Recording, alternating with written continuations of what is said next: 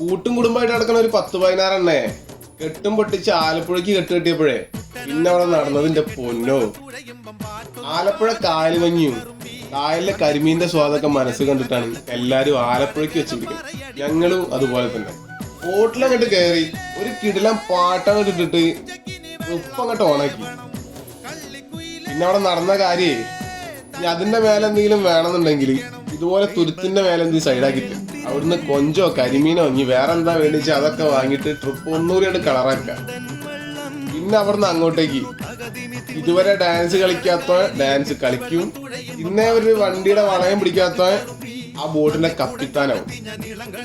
അതൊക്കെ കഴിഞ്ഞ് ഉച്ചക്ക് നല്ല നാടൻ ചോറും കരിമീനും ബീഫും ചിക്കനും അങ്ങനെ വേണ്ട ഒരുമാതിരി സാധനം കൂടി പ്ലേറ്റിൽ കുത്തി നിറച്ചുള്ള ഫുഡ്. വേറെ എന്തെങ്കിലും വേണം.